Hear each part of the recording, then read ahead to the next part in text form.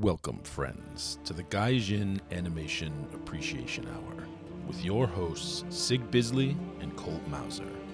Before we get started, please be sure to like this video and subscribe for more content just like this. Now, let the animation appreciation commence. Today we'll be covering ICZER ONE, otherwise known as Fight ICZER ONE, an OVA that ran from 1985 to 1987, based on a manga that ran from 1983 to 1987. A Yuri manga.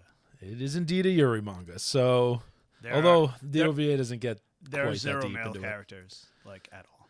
Pretty much. Actually, no, there's like maybe 2 or 3, and they turned aliens. So that's it.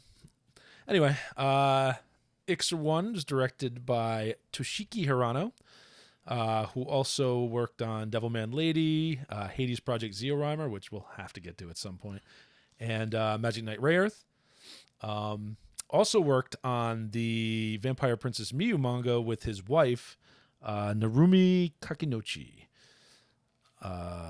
Writer was the same as the director, so he both wrote and directed.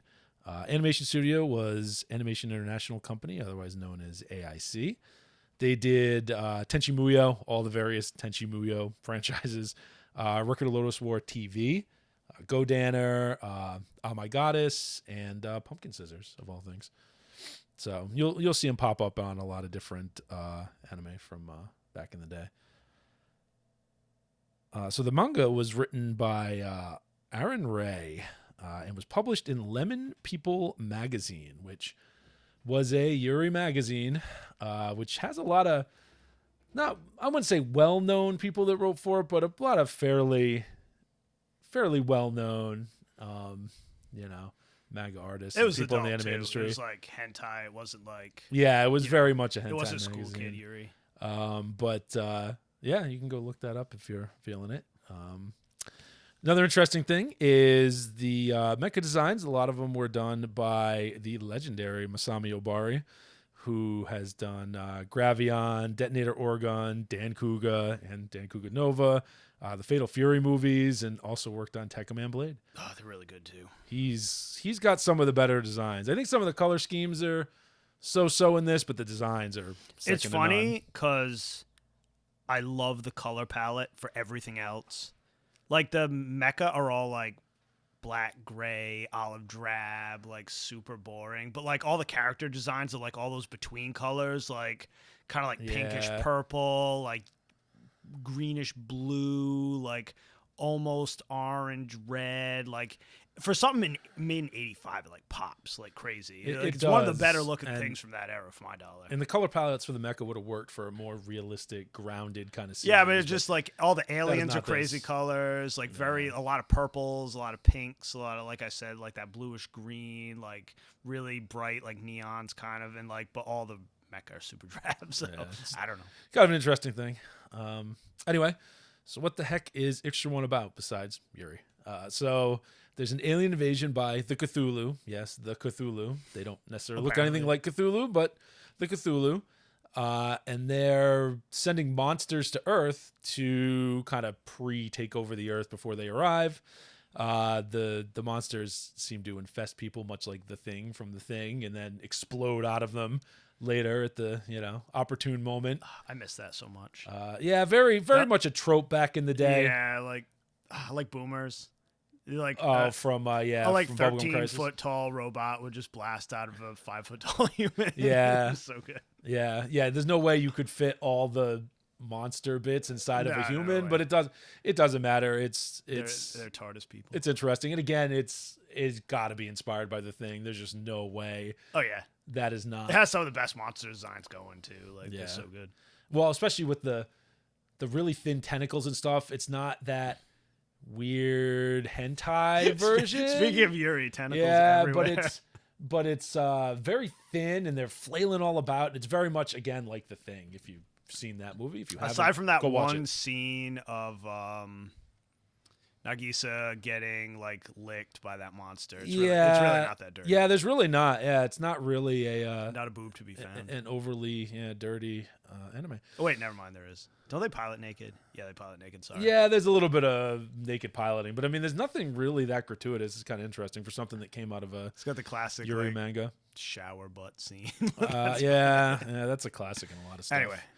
Anyway, the main character is Nagisa Kano, who is just a random high school girl from Japan, who the ICZER ONE, which is the alien android, gynoid, I guess would be the right term, female android who comes down and is fixated on her and needs her to help pilot the ICZER Robo, which is the giant robot she uses to fight other giant robots that the enemies pilot, the CTHULHU.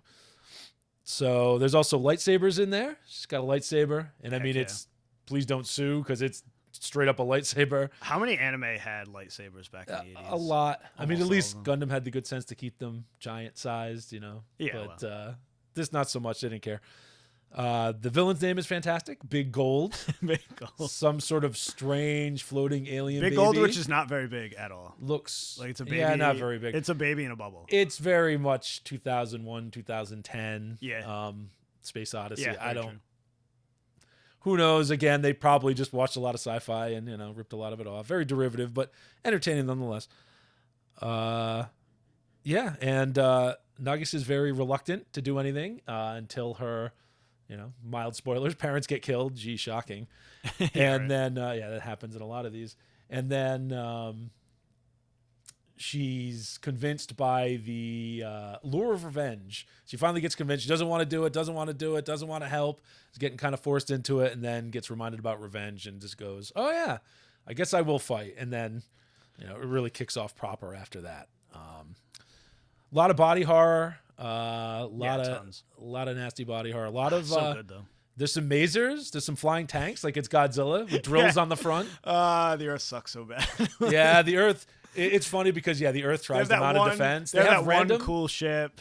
They have random not technology from the 80s. They have technology like they were in a Godzilla movie in the 80s. Yeah, really. And they just get swept aside. And they have legit maser tanks. Like they're just straight up maser tank ripoffs. Which, I mean, if you've ever watched any Godzilla movie ever, like maser tanks, you know the idea on anything. The X1 or whatever. I don't know. I gotta go watch 1985 again. Didn't all the ships have like drill tips too? Yes, all the ships have the drills. That's on the front. Super Godzilla too. Damn. Final Wars, like the Otengo. Anyway, yeah, that's ICZER ONE. You're not going to get too much into it. It's 3 episodes. The 3rd episode is a little extra long. There's some extra dimensional stuff that goes on. There's some random robots around, like not giant robots, but human-sized robots. You mean Red Ass, like and Bluebus or whatever. Oh my, they have some bad names. But the red one's name is Red Ass. They pull you into another dimension and then fight you in that dimension. I don't know why they need to be in another dimension to fight you, but that's how they operate. Yeah, whatever. It's just there to be there. It's kind of interesting. It's a cool trope. Yeah, it's a cool trope. You love it. There's a giant alien pyramid at some point flying around, it's like the Stargate. It's like the Gua'uld. They're like landing on Earth. Granted, it's before Stargate, so I guess I'll fair there. Like, and it's a way bigger pyramid. True. Like way bigger. Like the size of a city. Like massive. Yeah, that's ICZER ONE. So. Yeah, what did you like about ICZER ONE? What didn't I like about ICZER ONE? It's right up my alley. I mean, like I said before, character designs, amazing. Like 99.9% females. Like no stick figures, no like etchy, sloppy messes. Just like women who look like women, which I appreciate because you rarely get that now. Canceled. So canceled. I just like that. I can't help it.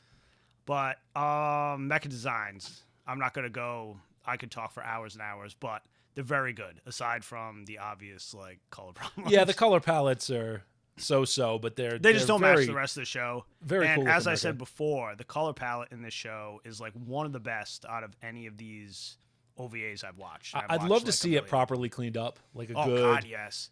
Because even like for 1985, it pops. Like it looks really, really good. Like just God, I love that bluish green.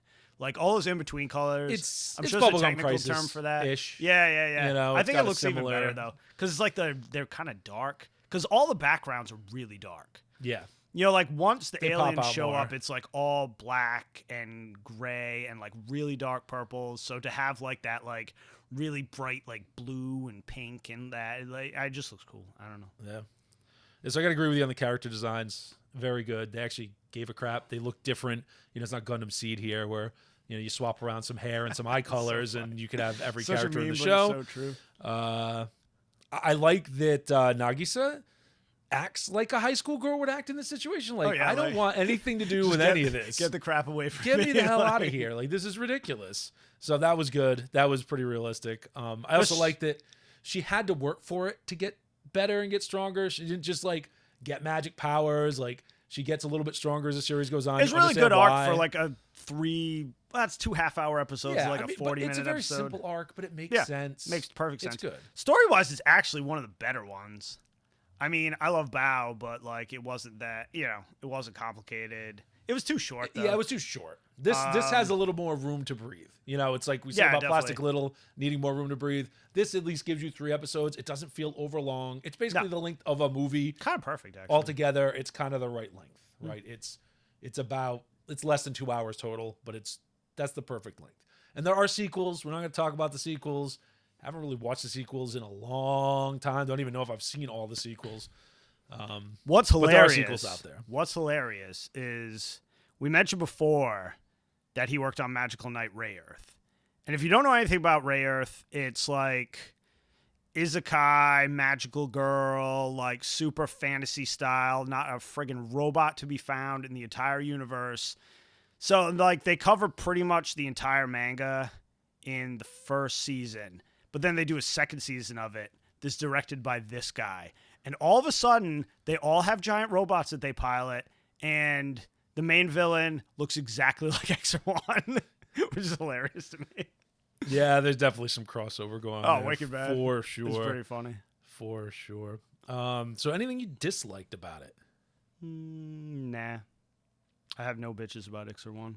It's pretty solid. Yeah, I mean, I mean, there might have been a male character in there somewhere, but like, maybe doesn't matter. I mean, it certainly passes the infamous Bechdel test, right, with flying colors. Yeah, right.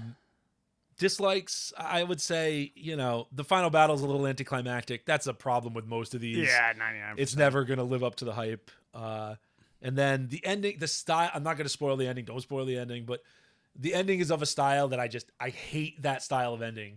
It's not done really badly here. Yeah.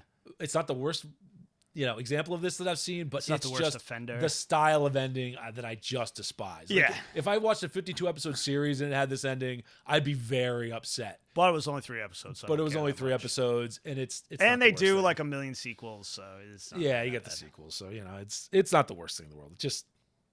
It's a nit to pick. Exactly. I mean, what's your verdict? Should you watch this? Should you not watch this? Oh man, fucking 11, tell what 10, yours is already. like 100%.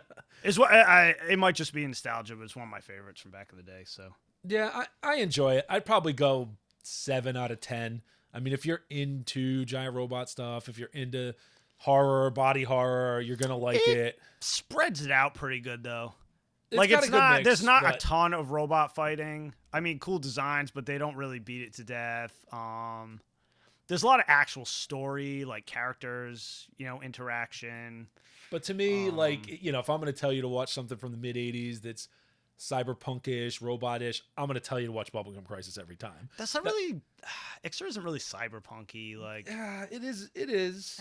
Kind of. It's more I know what trippy. you mean. It's more like it's very trippy, scary horror. But trip. it's got some similar tropes. It's a scary horror trip with aliens. I don't know, and robots. It's not going to be the first thing I'm going to tell you to watch, but I do like it. I do like it quite a bit. I don't know. I watched the crap out of it. If I was anybody. Yeah. Well, listen, it's less than 2 hours, so what do you got to lose, really? At the end of the day. Yeah, it's pretty short.